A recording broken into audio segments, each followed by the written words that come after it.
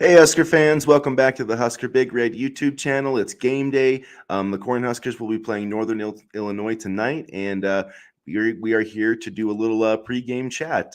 So hopefully people will come in and join us here and talk some Huskers and do a little pregame show. Danny, it's Saturday morning, man. We got Northern Illinois tonight. How you feeling? We're ready, but is Nebraska ready? Is the bigger question. And I sure hope so because I can't deal with another losing Saturday. And I know many of these fans, I've been reading your Facebook posts, and it is miserable in social media land right now. If nothing else, Nebraska needs to win tonight to kind of ease up the negativity and honestly just get that first win under their belt in the Matt Rule era because I think it's painfully understated how big one win can kind of get your footing and, kind of refocus this team back in the right direction. And, it's going to be really interesting to see if the defense can keep up their level of play throughout the entire game. I know Colorado, they didn't, finish so hot, but that's a good Colorado team. I'd love to see a complete effort on that side of the football, and I'd love to see consistent play at quarterback, whoever that may be. We have an idea, but um, Matt Rule doesn't seem to want to announce a starting quarterback until the game. So there's that as well. Yeah, lots to discuss here before we kind of get into it. As people are joining us on the Husker Big Red social channels, Facebook, Twitter, YouTube, make sure that you guys, if you haven't already, hit the subscribe button, hit that like button, and get into the comments section. It really helps us out. So Thank you for joining. yeah, and make sure that you guys get into the chat. Let us know what you think about the current situation here at Nebraska football. But yeah, going back to the quarterback situation, I do think it's going to be Heinrich Harburg today. I definitely believe that. Sean Callahan kind of hinted at that on Friday morning. It does seem, I think with Jeff Sims, maybe why he hasn't been completely ruled out is kind of like we were talking. He might have to be like an emergency backup type of situation here because we've heard that Chuba Purdy is improving, but if Heinrich Harburg is the starter tonight, I mean, your backup is either not healthy Jeff Sims or a not healthy Chuba Purdy. So I mean, that right there is kind of worrisome in my mind. I mean, and now you're seeing why Nebraska is, having Anthony Anthony Rizak for an official visit today. They already have Danny Kalen in the 2024 class. I'm not going to get too much into recruiting. My just main point here is that they need depth at the quarterback position, and they need depth badly. And the depth in the quarterback room was never really made a priority by Scott Frost, and now Matt Rule is kind of paying for it. Yeah, I just think that too, quarterback depth is going to be an issue, I think, for almost every program, just because quarterbacks want to play, and so they transfer quite a bit. I mean, so I don't think this is going to be a problem like that's unique to Nebraska. I think that's why, like I said before, I don't think you can just go a class without signing a quarterback. I do think it was a mistake. I mean, I'm not saying that Matt Rule in Nebraska should have just signed whoever, but I thought there were quarterbacks that they could have tried to push for in this 2023 class, and it just seemed like they didn't do that. And now I think you can see, um, the ramifications of that. I mean, not saying that freshman will be ready to play or whatever, but potentially next year he could be another person that's in the mix. So I think it's just it shows that every year you need to recruit, two quarterbacks going forward, or I mean, at least one quarterback, excuse me, going forward. And I do think that's why we are potentially seeing Nebraska look at taking two quarterbacks in this class and having Anthony Rizak there. Although I do think Anthony Rizak may be a good enough athlete. They could see him somewhere else, but I'm not really sure about that. So we'll see. And it all goes back to with Daniel Kalen. Was he told that Nebraska is only going to take one quarterback? Because that's when I get a little bit nervous about taking another. Because he definitely has to be on board. Because I would like both. I think that would be a good thing for the position going forward. But I don't want to risk Danny Kalen in any way, shape, or form. Well, I do think that the quarterback the quarterback room problem is certainly not unique to Nebraska, but the underdevelopment over the years of the quarterback position is something that Nebraska's really struggled with. I mean, you look at one of our quarterbacks, Luke McCaffrey, is now a wide receiver for Rice, and he actually had 9 catches for 121 yards and a touchdown the other day. So I mean, that just tells you, his quarterback prospects right there. And I I wouldn't be so worried about Daniel Kalen. Um, I think people recognize, especially after seeing the first two games, that there is an urgency at the position. I mean, truthfully, to be completely honest with you, and you know, I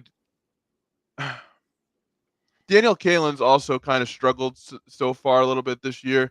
Rezak's had a stronger year, but I mean, we'll see how things shake out. I mean, I had heard that last night the offense did not look good for Bellevue West, and the offense itself kind of struggled. So that leads me to wonder if getting another quarterback, at least for competition's sake, would not be a bad thing. Because that's the other thing.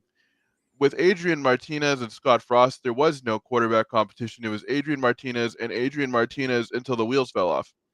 And healthy competition in the quarterback room.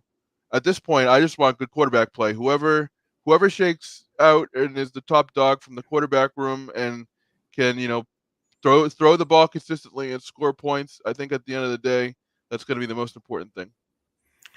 Well, and I mean, the reality is that, whether it's Daniel, if Nebraska has, two freshmen that are competing to play next year at quarterback, that's going to be a tough situation. So they need to hit the portal, because if Danny Kalen's the starter next year, that's not going to be probably a good thing. So let's see. We got a couple. First, I just wanted to say thanks for Steve from checking in from Spring, Texas. Go Big Red, Steve. We appreciate you joining the chat today. And And thank you, Alan, then, for coming in peace. We appreciate that as well. yeah, got an Iowa fan in here. So thanks for that. We'll see you guys Black Friday. Um, Hopefully that but game will mean something by the time we play you guys. So Alan Penner is commenting, Heinrich really feels like a Band-Aid. It might be best to get Chuba as much experience in live games as possible. He's got the better mobility and the better pedigree, and he's young enough to develop and give the Huskers good years. Plus, few Green QB had the advice of an older, few Green quarterbacks had the advice of an NFL starter that is a QB brother. He seems to fit better in today's spread style offenses. I do think that if Chuba was healthy, I think there'd be a chance that he was starting to. I think it really does come down to the injury, aspect of it. That I do think that he took steps in the spring, and I do think that it was an important to develop Chuba, because I mean, obviously, this coaching staff looked at the quarterback depth chart. They knew they had, Yeah. outside of Jeff Sims, they had one career or like two career starts, which were both from Chuba Purdy, and they made the choice. This coaching staff made the choice not to look at a quarterback after the spring portal window. They made the choice to only take Jeff Sims. And I mean, Mike Farrell was right when he said, in the era of the transfer portal, if you don't have a quarterback, it's your own fault. It's your head coach's fault. And this is Matt Rule's fault. Matt Rule and Marcus Satterfield, they messed up taking Jeff Sims. And hopefully Jeff Sims will play better, but they have nobody to blame but themselves. And, it's I like I said before, I have a lot of confidence in Matt Rule for what he's done, but that first big decision, so far at least, does not look like a good one. Now, again, it's only 2 games in. Now, Jeff Sims could play well the rest of the year, and we could look back and say, yeah, it turned out pretty well. But, at this point, it's not looking great. But And as people say far we as should have kept Thompson, but Thompson's not exactly lighting the world on fire either. So there is that. Well, and it's easy to say that too, and I know Matt Rule said, yeah, if you want to probably leave to be a guaranteed starter, but that's the thing, was Casey Thompson going to come back here and lose the starting job and sit No, here and be a senior? No, he's probably, if he would have came here, he probably would have, because you can still transfer in August. I don't know, people think that just, because the season started, it doesn't matter. He could have just lost the competition and then transferred, and Nebraska would be in the same that's what I situation. thought he was honestly going to do. I was kind of surprised that he transferred in April. I mean, I understood it, but I thought he would at least come into camp and compete for the job.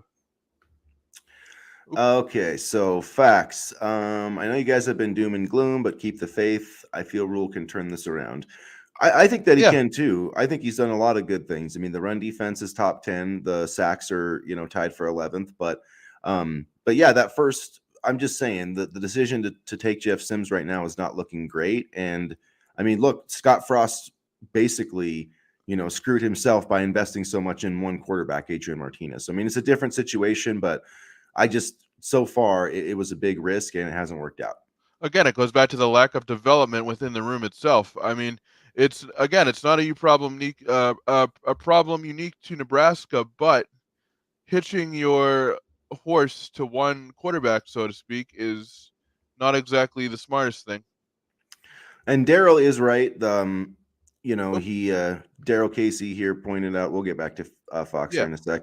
Um, Thompson isn't doing very well against lesser competition. He did have a good game the first week. Last week they played Ohio and he had 2 interceptions, no touchdowns. So yeah, you're correct in that aspect of it. Now, do I think that Casey would have fumbled 3 times last Saturday? No, I don't. But they also probably wouldn't be able to do some of the running stuff as well. So yeah. I don't think Thompson was as good a runner as Sims, which is honestly why I think Sims Rule looked at Sims as the right quarterback for this offense. And to this point, I kind of agree with him here as well. He's I get he has a veteran experience, but at the same time, there are still some things that Sims is really raw at. And I think, Rule might have looked at Sims as a player that he could keep in the program for 2 years, develop Kalen or develop whoever at 2024, and then have somebody slide in there.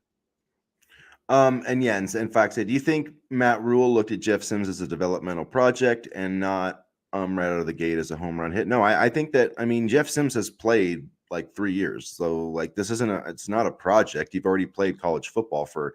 This guy before he came here had 23 interceptions in 24 games or whatever he played. So it's Jeff Sims is who Jeff Sims was. I think it was a situation where, he knew the former coach at Georgia Tech, Jeff Collins, was on Rule's staff for a long time. So I think he had a connection there. I think he had some insight. And Jeff Sims is talented. There's no question that he's a talented player, but, can he go through his progressions? Can he read defenses? Can he handle the pressure of this job? Because last week he looked like a guy that wanted to be anywhere but playing quarterback in Boulder, Colorado. You know what I mean? So that was my assessment of it. And so so I don't think it had anything to do with.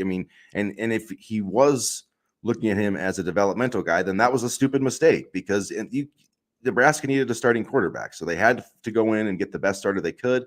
Matt Rule assumed it was Jeff Sims, and that was a mistake. There was a lot of other good quarterbacks out there, and so far that was a bad move. I do think he kind of knew that he could get multiple years out of Sims, and that would help develop the rest of the room. I do think there was, that line of thought there to some degree. Yeah, potentially. But at the same time, if Jeff Sims played really well this year, there could have been the chance that he tried to go to the NFL or something. So, I think And that we're only 2 games in. yeah, Also, and I think regardless, they needed to look at you know winning this season, and so if I can understand that, but if you are looking at it like a developmental thing, then they maybe should have taken another quarterback. So you need somebody, and I was saying this for that I've been worried about quarterback depth all summer because Jeff Sims, for one, has never started double digit games in his entire career. And here we are, game 3, and he's already missing a start. Most likely, maybe he comes out there tonight, but we're 3 games in, and he's injury prone, and he turns the football over. That's been his entire career. So is that going to change over the next 8-9 games? I don't think so. I think he pretty much is who he is at this point, and maybe I think there was some idea of like, oh, he was at Georgia Tech and, he wasn't surrounded by as many players. And so I think that, yeah, I think there was an idea that getting him on a better team could fix that. And so far it hasn't. Maybe it will. He did throw the ball better on Saturday, but he just doesn't seem like he ever sees the left side of the field. So we'll see, I think. But tonight we got to get around Heinrich Harburg because I do think he's going to be the guy that we're going to see starting this game. which, like I said on Monday, would make things interesting, or Thursday, not Monday, Thursday. But if Harburg plays well tonight, and we win or whatever, I don't want to guarantee anything these days, but where does that put Jeff Sims if Harburg, wins, plays well, and the fact that he can also run the football like Sims, does that create a quarterback competition in the room for now?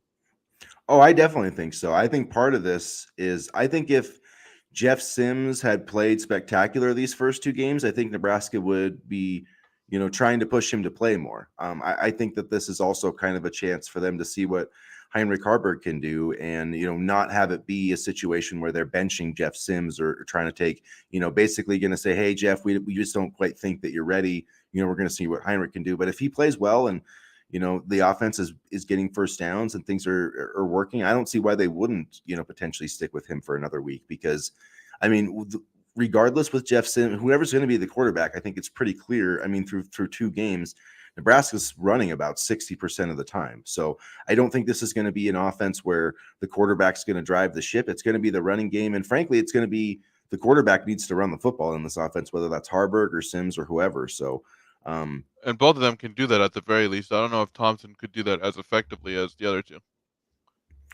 yeah, no, I don't think Thompson could, but I think Thompson, I do think that he was a better runner than, people gave him credit for. I also do think that, he would definitely be able to get things working, in the passing game a little bit more. So we'll say that, I'm not saying that Casey Thompson was perfect by any means, though, but I do think Nebraska would be 1-1 right now if they had Casey Thompson as the star. I don't think they would be 2-0. I know some people said that. Robin Washut said that, I think, in the post-game chat for Husker Online. I don't believe that. That was a winnable game against Colorado. And I know the defense, yeah, they were on the field a lot, but man, they gave up a hell of a lot of third downs in that game, especially and when the game was on the line too. So let's not act like, this defense is perfect, because Well, it's not. also, to Sim's credit, he is covering up a lot of the mistakes that the offensive line is making, where Thompson couldn't really do that last year, and he got killed. I mean, this offensive line is still not good, whether it be penalties or, they're doing a little bit better in terms of run blocking, but they're still not overly great. I mean, the red zone penalties have been killing us this year in particular. Yeah, definitely the penalties have hurt, and I've been really surprised at how many pre-snap penalties that there have been on this. There's just been a Yeah, lot of, especially on the offense. I think the defense has been really solid, and I mean, you can't. It's not all, Matt Rule or whatever, but I mean, like the pre-snap penalties have just been driving me crazy, and they had 2 in the red zone against Minnesota, which were crucial. Moving yeah, back to the 6-yard line from the one yep, inch line, that's a huge penalty, and then the second time they did the same thing, I think, from like the 3 or 4 to the back to the yep. 5 and or to the 8. So we'll see what happens there. Another thing, I guess, I'm really interested is Teddy Prohashka. Matt Rule said basically we'll see him this week. I don't know what that means, if he's going to be rotated in, if he's going to, but that would be a positive sign if he could kind of sneak in there and take that left tackle job back, I think. Yeah, because right now Corcoran's in there, if I'm not mistaken. Is that correct? Yeah, Corcoran's been the left And tackle he's so not far. been great either. Honestly, I hate to bash on people, but Corcoran hasn't exactly lit the world on fire either. So at the very least, get Prohashka some reps and see what we can get out of the offensive line. And I think going back to the pre-snap penalties and things like that, I feel like between the fumbles and the pre-snap penalties and not just the pre-snap penalties, but the offensive line non-execution in the red zone. I feel like that's also a Marcus Satterfeld thing. I feel like him and Jeff Sims are on the same page in some spots. And actually, Daryl, no, Northern Illinois is not an FCS team. They're a Group of 5 team, and they won the MAC 2 years ago. They actually, the They're last pretty time, decent, yeah. and I want to say the last time they played at Nebraska, they beat Nebraska. Maybe not, but they beat us when Mike Riley was the head coach. So don't overlook these guys, because they can definitely win this game. I mean, there's like when you play a Big Ten Group of 5 teams, usually like a bigger spread than 10 or 11 points, which is what it is right now for Nebraska, and I think that's because Harburg's starting, and there's kind of questions about the quarterback position. And I mean, yeah, the starting offense, like if you take out the garbage time touchdown last week to Fedoni, I mean, these guys have scored 17 points. I mean, that's not very much. And so, there's a lot to prove for this offense tonight. I really think that the running game's got to stand out. I mean, they're averaging 201 yards per game, 5.2 yards per carry, and we have nothing basically to show for it. So hopefully the running game can get going tonight and see some explosive runs. I'm hoping that Gabe Urban will get about 20 touches. Um, but yeah, I definitely don't think that this is going to be, a walk in the park or a cakewalk. I know that Northern Illinois hasn't played great. I mean, they scored 11 points last week against Southern Illinois, so I feel good about the defense being able to rein them in. But um, you got to stay focused on this matchup, because if Nebraska overlooks this team in any way, like that, they can definitely lose this game tonight, and that would be a disaster. Nebraska lost to Northern Illinois the last time these two teams played at home back on September 16, 2017. And the last time these two teams actually played each other, Nebraska was on the road. And I remember this game, September 14, 2019, when they beat Northern Illinois 44-8. So this is a good series between the two teams. It feels like Rocky Lombardi has been playing forever. I mean, I think I was still in college when he when he was playing for Michigan State. So, I mean, I'm not taking this team lightly at all. If there's anything the last two games have taught us, it's to value every single opponent, especially now when we can't really do much positive things offensively. I do think with Matt Rule, it has to be said, he did get a really tough hand. I don't know if any team has played, two tougher games than Nebraska and in the entire FBS. I mean, the fact that there's no other group, I mean, no other Power Five Yeah, team every other single Power Five team has played a home game. So no other team in the Power Five is doing this going back to back weeks, with road games. against two Um, tough opponents either. No cupcakes. yeah, I mean, Minnesota was, won 9 games 2 years ago. I mean, excuse me, last year, and Colorado obviously is a top 20 team. So, that definitely is, something to be worried about. And Alan, Northern Illinois is a bad FCS team that just lost to another FCS team. No, Northern Illinois is in the MAC. I mean, I get that they lost to an FCS team, but they're not an FCS team, Alan. They are in the MAC. They won the MAC championship 2 years ago. But yeah, if Nebraska doesn't give the ball away, they should win this game fairly easy. I mean, I got Nebraska winning this game 27-10, but I think the defense is going to do really well, and I really believe that they've got to run the football for 250, 300 yards because I'm not sure how they're going to pass the ball. I do have some hope with Fedoni getting a little bit more in the mix on the last drive. I'm wondering if maybe Harburg and Fedoni have maybe a little better connection than Fedoni and Sims. I don't know. Sims doesn't really have a good connection with anybody right now, so I don't think that would be much of a stretch to say. But all joking aside, tight ends coach Josh Martin talked about, you know, Thomas Fedoni maybe getting a little bit more involved this week. So we'll see if that comes to fruition. And I'd love to see the tight ends get more involved. They're a nice safety valve for the quarterback. I mean, it's good to see Fedoni back up and playing, and for him to get his first touchdown last week was certainly a bright spot in a difficult game. And um, I'm just hoping cohesiveness offensively will be apparent in this game, and that Nebraska can take care of business with no penalties or anything like that. Seth, go Big Red all Germany. the way from Wow. Germany. Go Big Red, Seth. Thank you for I don't watching. I don't even know what time it is over there. I guess it would probably be later. Isn't it later Nighttime? in the Is day? it nighttime? You, Probably afternoon. I'm not I'm sure. I'm gonna trying look. to remember from my soccer and British Open watching days, but yeah, Bundesliga. So it's got to be afternoon. 14, so like 2:53. That's military time, I'm pretty sure. Yep, 2:53. Nice. Sweet. So yeah, it's Seth's gonna have to stay up late then if he's gonna try to watch the Nebraska game tonight. I I don't know. guess it would be early in his time. Yeah, yeah. I don't know if it's gonna be appointment viewing TV, but it would be nice to see them get a win. Uh, Northern Illinois is no slouch of a team, and he says, yeah, it's 1 a.m. 1 a.m. Okay, Go time, man. That's hard. That's being a hardcore fan right there. Watching Nebraska at 1 a.m. I'm assuming Seth's probably gonna stay up and watch that game. I mean, he's doing this pregame chat with us, so that's crazy. um, it's gonna I yeah. love it. And I don't know, man. I never miss Nebraska when they play. I get frustrated. I know I get a little crazy after the games. Like you just have to realize, like I'm a fan and I'm gonna go absolutely. And that's why, like, I don't think I could ever be like work for the.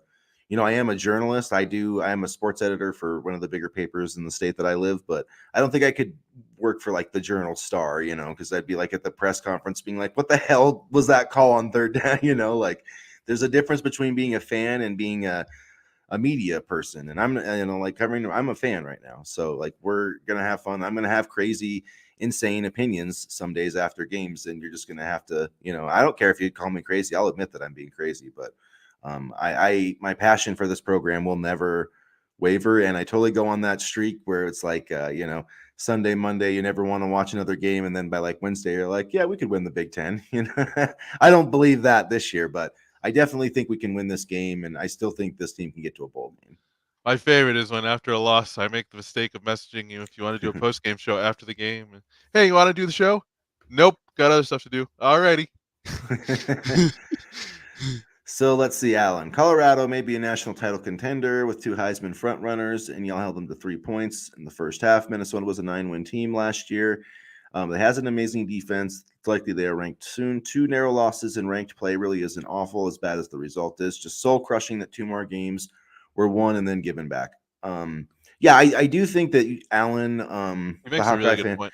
he's definitely onto something with the frustration part of it, like with the Minnesota thing. Like that really, like Matt Rule's getting a lot of frustration that he has nothing to do with, because he had nothing to do with all those losses. He had nothing to do with the 3-9 season 2 years ago, but for us, it's sticking with all of us, and so we're kind of making that connection. And so even though Rule like that, it's like that same old Huskers type thing. Even though Rule wasn't involved with that, I think that reaction and that pain is like translating over to, and it's getting kind of put onto him now. And I agree with Daryl. And this was a question that was brought up earlier this week. Do Nebraska fans have patience for a Matt Rule rebuild? No, they don't. And that is a problem in of itself, because I do think results will come, but I don't know if Husker fans will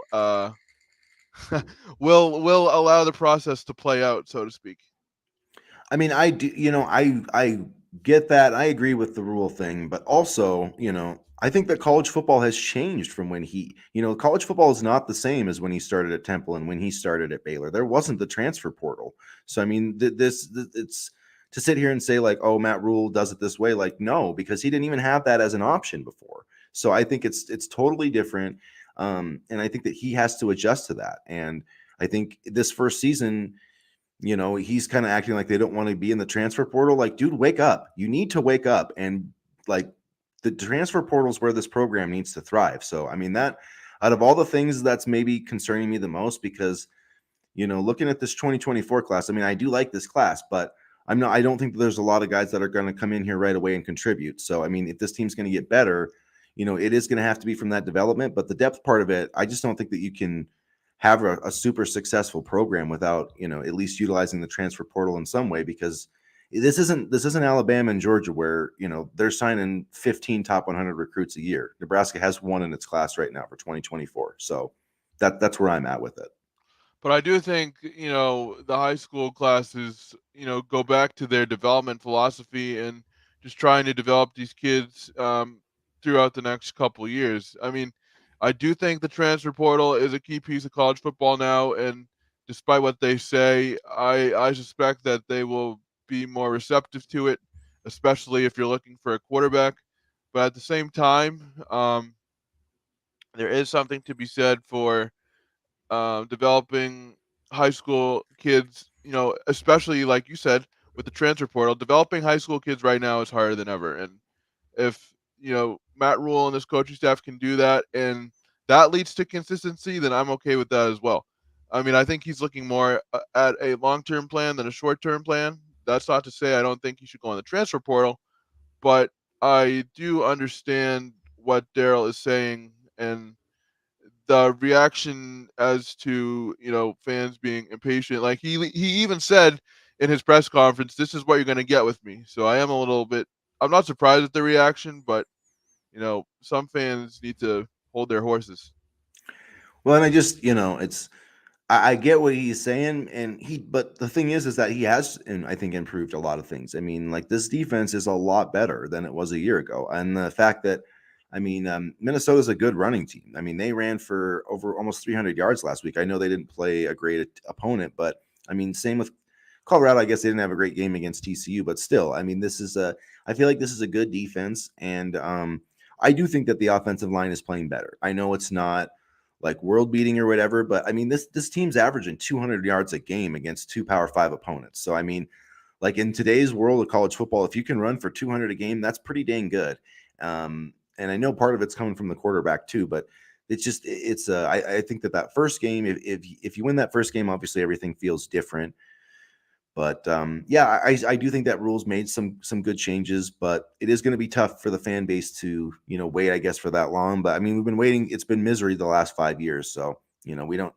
It's not like we're on a fast track back to national championships. But I do think that getting some wins and getting some positive things would definitely help. And I do think that you need to have high school recruiting. I'm not saying that you want to ignore high school recruiting, but I just don't think you can ignore the portal either. And I just think that looking back with this transfer portal class, I think that they could have been. There were some other guys out there that I feel like they could have tried to get that maybe would have made a difference. But it's not like they didn't try. There was that offensive lineman that ended up going to Oklahoma. I mean, sometimes things don't work Walter out. Rouse, yeah. Yeah, sometimes things just don't work out. And I believe, and I agree with Daryl here too, because you know they could play for a better team right away, and I do think there's nobody wants to say it out loud on the Nebraska front of things in terms of the coaching staff and players, but I'm sure the coaching staff knows that Nebraska is not necessarily an attractive destination right now in terms of winning and getting the exposure, and I think that's another reason why they're building at the high school level as well, to build a foundation in order to make things more attractive for players in the transfer portal and things of that nature. Now I don't agree with that point. I don't really agree with that because look, I mean, Georgia right now has like three starting quarterbacks, and like the Georgias and Alabamas of the world are only going to have more and more of those guys go into the transfer portal, and there's Well, only they've so also won many. national champion. Well, they've also won national championships to the point where they can replenish them really quickly. Right, but those players who are top 100, like Brock Vandergriff, a five-star quarterback, is going to go somewhere, and so you can't transfer inside the SEC and play right away. So like, where's that guy going to go? And so, I mean, there's not a ton of jobs out there for starters. And so I feel like Nebraska can definitely get, those types of players, the guys that, like UCLA got a guy from Kent State who's a dual threat quarterback's really not playing now because they have a five-star quarterback, but they absolutely could have got him. Like there's a lot of guys. Like I don't buy that for a second. Nebraska has NIL. I know their NIL isn't, SEC level or whatever, but Nebraska can get quality players in the transfer portal. I have no question about that. So They yeah, that's not my concern at all. they can get quality players, but winning makes things a lot easier. I mean, when you're looking at specifically, let's just say this offense right now, I mean, it's not really appealing to you know top players or quality players right now. Will that change by the end of the season? Maybe. But at the same time, it's going to be tough to sell, I think, Nebraska if they continue to slide.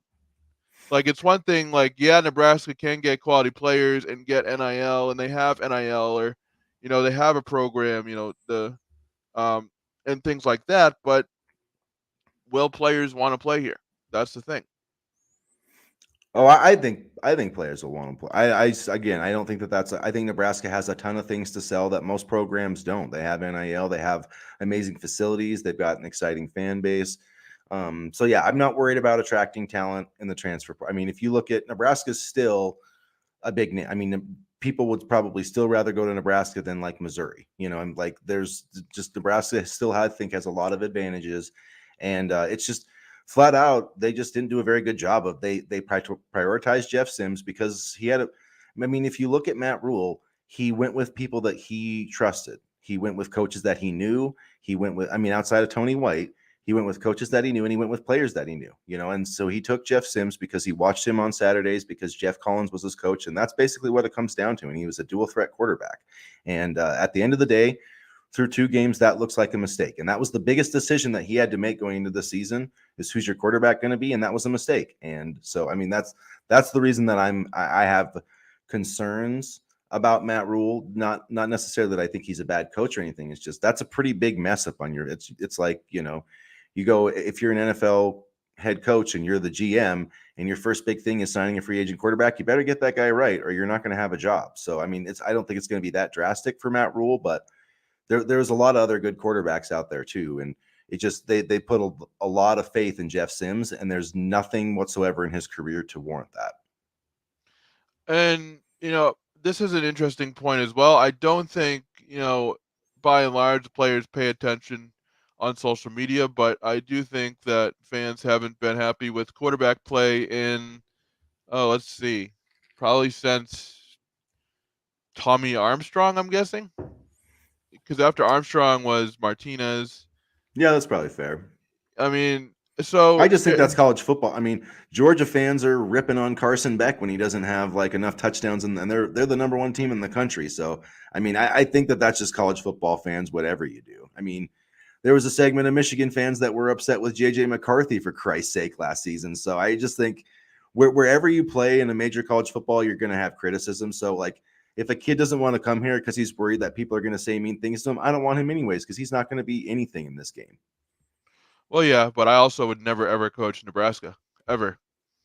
They would give me a short leash and fire me after 2 years when I would try to rebuild a program. I mean, there is a stigma that Nebraska is a very tough place to coach, and I think it's warranted.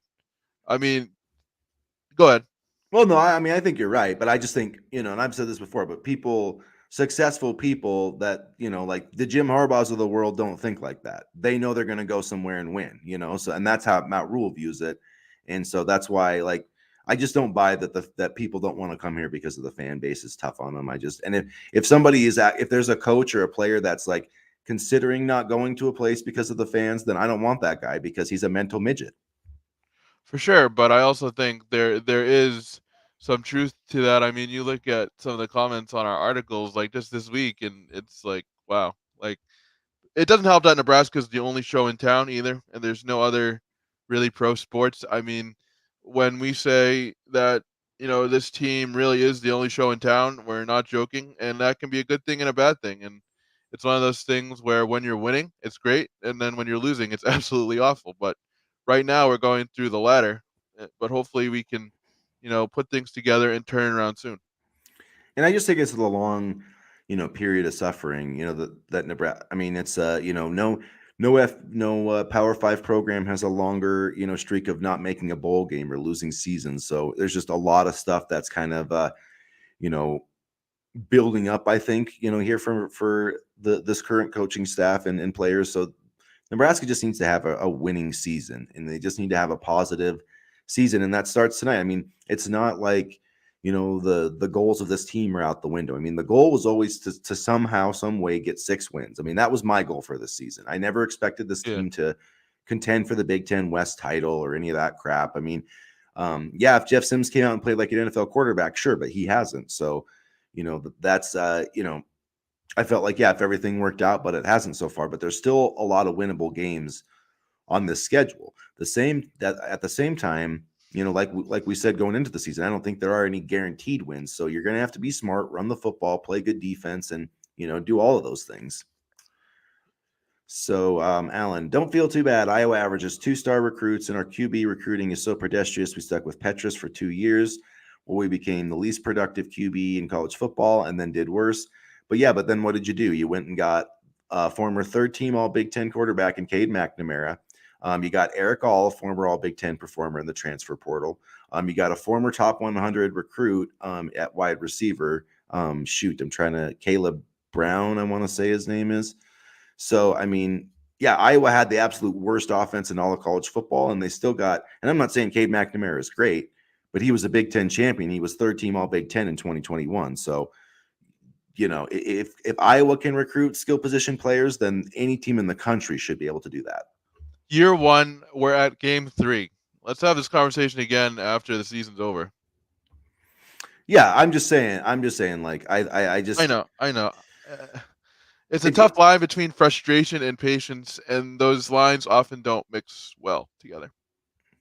yeah, and in my, I think, look, we'll see. I mean, Heinrich, I want to see what Heinrich Harburg does, I and really do. regardless, I really do. Yeah. I think this team needs to just really say like, hey, we don't have a great quarterback to throw the football, but we can run the damn ball, and we're going to run the damn ball, and we're going to play defense, and we're going to see where that gets us. And I, I'm fine with that. I'm curious to see what Harburg does because he's been, biding his time on the bench for years, and now he finally gets that opportunity. I mean, you look at what this kind of reminds me of Logan Smothers in that sense. He was biding his Hmm. time, and then he was able to get an opportunity in 2021 and even last year. So I'm just curious to see what Harburg can do and see if he can make the most of his opportunity. We've seen in videos how fast he is, and will that speed translate to game action? And how well can he throw the football? Those are interesting things that I'm looking for, and just moving the chains, no matter who's under center, is crucial. I think it will be interesting to see, with a full week of practice, they can get, some things in that he likes to do. He's obviously doesn't throw the football like Jeff Sims does. Maybe there will be some more. I Is just that a mean good thing or a bad thing? well, I mean, the decision making, like Jeff Sims, in terms of just physically being able to throw the football, like he can throw it as well as an NFL quarterback. I mean, there's no question in my mind. His arm strength, the accuracy and all that stuff. Like, but just ability, like if you just stood him and we're like, hey, throw the football, like he will look like an NFL quarterback, like no doubt about it. But it's the decision making, it's the accuracy, it's all those other things that it takes to be a great quarterback. I was gonna say he doesn't throw the ball like Jeff Sims does. I mean, we got that going for us right there through 2 games. But no, I get what you're saying. I get what you're saying. So I mean, it doesn't, it doesn't jump off of his arms or whatever. But I do think that, you know, look, he had some good, time in the spring, and he is going to be a different quarterback. It's going to be a different style of play. But look, sometimes there's just guys when the lights turn on that they find a way to make things happen. And it doesn't always look good. They don't even look like they're that great. Like Matt Flynn, the former Packers backup, is Mhm. like if you put him and Jeff Sims next to each other and just watch them throw the football, you would never think that Matt Flynn should play in the NFL. But he got like a $60 million contract because some guys just can play quarterback. So I'm wondering. I'm really interested to see in what Harburg will do tonight, and if he plays well, maybe he will take the job. Who knows? How many carries does Grant have today? Ooh, that's a good question. I'll leave that one to you to start off, Chris. I think that we'll see some. Yeah, we haven't addressed this topic actually yet. I do think that that's kind of an interesting thing with, kind of the dichotomy of, Jeff Sims still playing with all these turnovers, but Anthony Grant not getting any carries last week after fumbling the ball We have more against depth at the Minnesota. running back room. I mean, we have zero depth at quarterback, and it's showing right now. We have a lot more depth at the running back position. I mean, that's the way I look at it. I mean, I get that. I totally understand that, but a lot of other people are saying like, you're making two separate, kind of rules but there is different rules for quarterback. There always have been, there always will be. And there will always be special rules for special players. The best players always get special treatment. That's just how it works. And that, that doesn't mean anything about culture, whatever. That's just literally how it always works. That's always going to be that way. So really, and on that point, And by and large, on a team, the quarterback gets special treatment on any team whatsoever. and you have to treat that position differently because it Yeah. is different. That all that being said, sorry about that. We kind of got away from the topic. I do think that Grant is going to get some touches tonight. I think we're going to see a lot of running the football. That's my hope. I do think. I mean, Northern Illinois has given up over 160 yards rushing, and they played Boston College and Southern Illinois. So I feel like this is the best offensive line, the best running backs that they're going to face. And I feel like with Nebraska too, I mean, Minnesota is a good defense, and Nebraska was able to, run the football against them. So I feel like they really are going to put the game in the hands of the offensive line, and that's going to mean, Anthony Grant, I think, is going to get some carries. I do think that Gabe Irvin's going to get about 20. I think Heinrich Harburg's going to get a lot, and I think Anthony Grant will get an opportunity tonight, and hopefully he can hang on to the football because he is a dynamic runner. He really is. And I'm wondering how many Ramir will get today as well. Hopefully That more. I don't understand Yeah. what in the actual fuck is going. Why won't anybody that coaches Nebraska football give the ball to Ramir Johnson? Like what in the hell?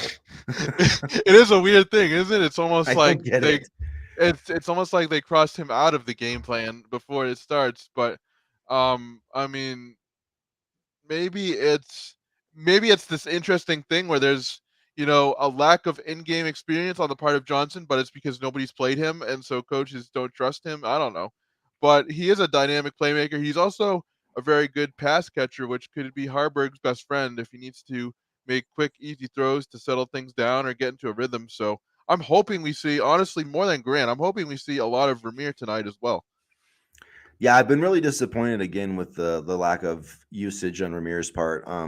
I'm surprised And Ramir hasn't transferred, honestly. Like, I'm surprised he didn't transfer last year or in the spring. yeah, well, me too. Um, I would hope, yeah. So, in terms of in reference to Grant, I would hope he does. He's too explosive to keep on the sidelines. Got to let him cook. Ramir needs more touches too. Grant is a good runner. I mean, he had almost 1,000 yards last year, and he never didn't have a. I mean, he didn't have a huge problem fumbling last year. I do remember a few fumbles, but Yeah. we'll see. This has got to be EJ Barthel. You got to step up and coach this guy up and make sure he can hold on to the football. I mean, that as a running backs coach, you should be able to coach him to hang on to the ball. So let's make sure that happens. And but yeah, get Ramir involved, especially in the. It seems to me that if your offensive line isn't that great, and if you don't have a ton of great weapons on the outside, maybe you should try to get some passing plays. Some of those Y routes, or those option routes, some of those little things with Ramir Johnson, like that Michigan game. What, in 2021? Yeah, AJ Allen looked pretty good. Yeah. Don't even bring that in here. Yeah, he did look pretty good last night. And that Miami backfield is loaded, and yet he is standing out of the pack in that room. And yeah, AJ Allen, I'm not even gonna lie, his loss hurts a lot. And that's where again, um, I don't know, that one definitely. When I was sitting there watching the Colorado game and the Minnesota game, I'm thinking, Yeah. man, AJ Allen would make a difference here, because he is a and those are the kinds of recruits that you can't let get out the door. And I don't understand why. It seems like they, you know, I don't know if that's the depth chart thing with Rule or whatever. I don't know, but it seemed like they could have done more to try to keep AJ Allen. And you look at, man, if you had AJ Allen and Ernest Hausmann on this team, like, it would be a lot different, no doubt about it. But it is what it is. That's just the new era of college football. On the linebacker front, I'm interested to see what Mikael Gabayer does tonight. I think he's really been playing well over the past couple weeks, and he's gotten praise from the coaching staff. I really like his instincts and the way he plays aggressively at the linebacker position. One of my followers joked in an article I wrote about him this week that we better hope Harbaugh doesn't pick up the phone and ask about him at the linebacker position, or else he's going to Michigan. But I'm curious to see how he does this week, because with Luke Reimer and Nick Hendricks being seniors, development at the position is important, and with Gabayer being a sophomore, he could be a key piece of the linebacking unit for the next several years. Yeah, he's got a good chance to make something, and it was good. He really made some great plays on special teams, and Matt Rule was like, "Hey, we need to get this guy on the field," and that is one thing I like about Matt Rule, is he rewards guys that, um, you know, that play that deserve it, basically. That Yeah, they earn it in practice, and I think that that's a really good thing. And and I think that will help with recruiting as well. I mean, you play hard, you get on the field. yeah, and so I do like him. I like John Bullock. I like our young defensive linemen. I think there's a lot of good things to like on the defensive side of the ball, and I think that those guys are going to stand out tonight. I mean, Northern Illinois is averaging like 2.6 yards per game. I mean, per rushing attempt. So I don't know how they're going to run the ball against us. And then I feel like that. Excuse me. I feel like that will obviously put Rocky Lombardi in second and third and long, and that's not where he wants to be. So I feel like Nebraska is gonna, have about 4 or 5 sacks, and I think we're gonna pick Rocky Lombardi a couple of times. So I'm not so. I'm not sure who gets the first pick tonight. Are you talking about defense? Because I feel like Malcolm Hartzog is going to get a pick tonight. I feel like the ball hawk is going to get one, and probably somebody else, because I just think that the pass rush is going to be on Rocky Lombardi, that he's going to have a couple wayward throws, and I think that Nebraska will get one or two tonight. Let's see. I wish in return to thee, but they. And I think that's a fair point as well, because if you remember, Scott Frost was trying all of these modern, well, not modern spread offenses, but he was trying to run an Oregon style offense with physical running backs, and it just never panned out. And this has been a problem, not only a rule problem, but a Frost problem, and previous coaching staff problem. Um, yeah, I just don't know if the triple option can really work. I mean, I think you can do a lot of different things in the spread. I mean, you can essentially, there's teams that are basically running the triple option, just doing it out of the spread anymore. So it's changed a lot, and the game has changed more to the point now where you have to have a truly dynamic quarterback to win. And Nebraska used to be able to do that with the option guys like Tommy Frazier and Eric Crouch and Scott Frost, but you really have to be able, I think you have to be able to have a quarterback that can throw the football. I just don't think you can, with the way that teams are so fast and the way that they're designed. I just don't think you can win that way anymore, unless you have the only way to do that is to have a truly, truly, truly elite offensive line. And that's where Nebraska did win all those years. The running backs were great, but it was their offense and defensive line that was the engine that drove Tom Osborne's program to those national championships. Right now, we don't have that. Maybe we'll get that within the next couple seasons, but we just don't have the offensive line and the personnel to be able to run an offense like that, unfortunately. I mean, we're the line will in theory get better with Preston Tamua coming in next year and things like that, but right now we just don't have the horses on the line to do so. So Co believes that Rocky will get 3 interceptions tonight. I could see that. I definitely could see him. I'm wondering. I think they might have another quarterback that they potentially play too. I could be getting him confused with somebody else, but at any rate, I do think that he's more of a statue. He can run a little bit, but I do think that he's going to get hit a lot, and I think he's going to make some turnovers. And I think offensively, I think Gabe Irvin's going to have his first 100-yard game. I think Harburg's going to have, like 50 or 60. I don't think he's going to do crazy, but I think he's going to, maybe have like one explosive run and then just kind of keep the defense honest. And hopefully Gabe and Ramir, I feel like the formula for Nebraska tonight is, running the football about 60-70% of the time, close to 300 yards, and just kicking ass old school Nebraska style, and then moving on to next week. Cam Leonard, I think, is going to have a big impact in tonight's game, whether it be either just getting pressure, getting sacks. I think he's going to be a big player in tonight's game. He's been a nice, contributor over the first 2 games, and I would expect that to continue again. It's you can Alan says you're right. It boils down to recruiting. Maybe recruit a bunch of lower star QB to convert to halfback who are essentially swift and elusive or big and beefy. Then everyone can throw or run. I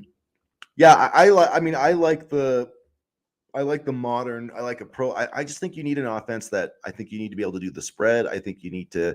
I like what Michigan does offensively because they've got a lot of pro stuff in there. They've got a lot of power stuff, but they can go spread too. And I think that Georgia and Alabama, I think that's basically kind of what everybody does anymore. Now it looks a little bit different. You've got some teams that want to do the air raid, like what Wisconsin's doing.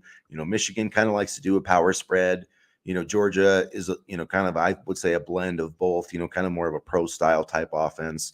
But I just don't think. I mean, we've seen some teams with the triple option work, but I mean, in terms of like your quarterbacks don't want to play in that. So that's really, I think, where Nebraska, came up to it. They had to in the Solich era, it was kind of changing, and they just couldn't recruit guys, and they tried to switch it over, and they got a couple of recruits, but you just can't really recruit to that type of system. And so that's why I don't think it would necessarily work. I think the spread is here to stay, and that's why you find dynamic guys, but you can. There's lots of quarterbacks that kind of get under recruited that are still pretty talented. So I feel like they just have to find those guys. And I do think they found one in Danny Caitlin for sure. And I'm hoping, honestly, that they make a strong impression on Rizak as well, because as much as we worry about would Kalen be okay with another quarterback coming in, we need depth in the room, period. We need depth. We need players that we can develop, whether it be developing after a year with another quarterback from the transfer portal or developing as freshmen. We need development in the room. We've needed development for years, and we're seeing the effects of it not happening, honestly, right now. I mean, we just need to develop the quarterback room a little bit better in order to kind of have sustained success within the program. Yeah, and with Rizak, I think I don't know that so much that's about impressing him. I think if he gets an offer from Nebraska, I think he's going to take it and commit. I mean, he doesn't have any major offers right now. So I think the ball's in Nebraska's court. And I think if they offer him, then I think he will commit 100%. This season, I'm just speaking on this season right now. I like Rizak a little bit better than Kalen. I think it's the thing about high school football, it's really easy. Like if you switch the two quarterbacks, like I think it would be, a different type of situation. So, I mean, I know Bellevue West has, obviously Davon Hall, who's hurt right now. He's not even playing. And, Isaiah McMorris, my one takeaway, I'm not worried about Daniel Kalen at all in terms of, what he's, because high school kids, it really, I've seen some really good kids on bad teams. You can't kind of overcome it. But, the guy that has really stood out this fall that I said was going to is Caleb Benning, and that's the guy that he's also visiting this weekend. That's the guy that I'm worried about the most. I would like Anthony Rizak, but really they've got to make sure they get Caleb Benning, because whether you put that kid as a slot receiver, a safety, whatever, he's a playmaker, and I cannot believe he's ranked where he's ranked right now. He should not be in the 700s.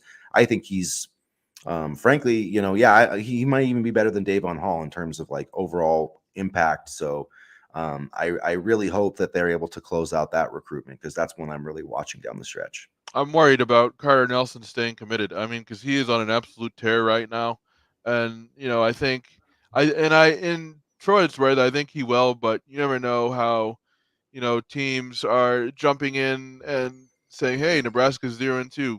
We're 2-0. Come with us, and you can get playing time and NIL and blah blah blah." I'm worried about Nelson staying. Um, at the end of the day, I think he will stay, but you never know how recruiting works these days. A kid can be committed one day and then decommit the next. So Nelson is one I'm watching just because I hope he remains a Husker.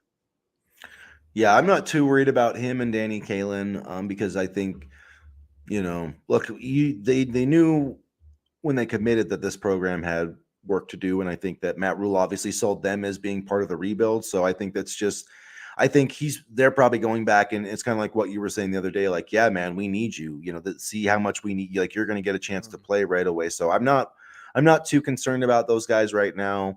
Like if Carter Nelson up and takes a visit somewhere, then yeah, I'll be really concerned, but I don't think that's going to happen. So I feel okay with that. I'm worried, Grant Bricks is still out there. He's the one I'm kind of worried about too.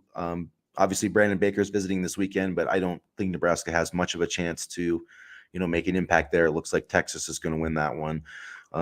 But they got to get, it would be nice to get one of those two guys, because that would give you a premier left tackle type that you could, maybe not right away next year, but pretty quickly plug in and play and feel pretty good about.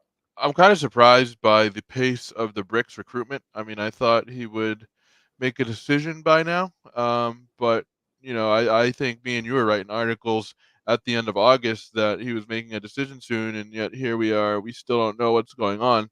So I would like to land one of the two, and it's just concerning that we haven't really heard news on either guy yet so far. Because if there's one thing we need, it's more offensive line help. Yeah, we'll see. Grant was talking about taking visits, and then was going to make a decision. So I'm not sure what he's doing. I don't know if he knows right now. That doesn't make me feel. It doesn't make me feel like Nebraska's a slam dunk. If he's No. wavering this much on his decision, it makes me think that there's a lot still up in the air. So who knows? We'll see what happens. Ye- Sorry, Alan. It's just not staying committed anymore. They can commit, play one season, and not be content. Transfer out. I'm not a fan. That's immediate reward for disloyalty and breach of commitment. Personally, I'm a fan of these young men being held to their word or sitting out a year like it was. I agree with that to a point, but at the same time, Coaches can do the same thing. yes, exactly. I mean, look at Mario Cristobal. He recruited all those kids to Oregon and then bailed on them. So I don't have a problem with the kids. Look, they can only do it one time. And I think the NCAA has pretty much said, like, you're not getting second-year waivers unless it's an extreme situation. It's not Which going I to am a happen. fan of, by the way. I don't Yeah, agree with any second year waiver possibility. that's why Chuba Purdy's still on the team. Yeah, I mean, Seriously, though. yeah. Seriously. No. I know. It's I mean, just like, I because I just wonder if there was a second year waiver, if Trevor Purdy would be told to leave. I just think I mean, maybe he wouldn't, but like, I yeah, I don't love that part of it. And you're right, you do have to once you get guys here that are good, you have to make sure like Cameron Lenhart and those guys. That's you have to make sure he stays here next year. I mean, that's 100% a big Yeah. deal.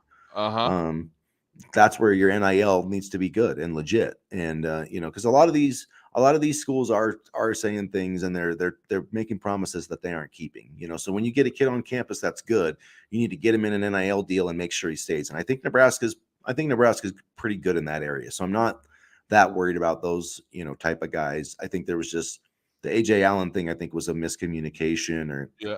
whatever, and maybe he just didn't have maybe he just didn't like the coaching staff. There's a million things that make a kid want to go somewhere, or not go somewhere. But so yeah, I get that, but In terms of the breach of commitment, I mean, I think it goes both ways because look, teams, they sell things to these recruits all the time, like, oh, you're going to come in here and play, you're going to be the guy, you're going to do this and you're going to do that, and then they end up just, and then that's true. They just said that to him to get him on campus, and then he's like the fifth string player. So I Look can at get, Purdy. I mean, Purdy's coach who recruited him, Mark Whipple, is no longer with the program. So, yeah. I mean, it does go both ways. So that's why I understand what you're saying, Alan, and that's Definitely. why I am a fan of the second. Don't get to do it twice, but one time, based on whatever you think is best for you, then that I'm okay with, and I'm okay with players having more freedom. You know what I mean? And getting more. I think like Jim Harbaugh's right. These guys should be when like when that volleyball match, for instance, you had 100,000 people inside Memorial Stadium. How much of that money went to those players? Not enough. Not enough.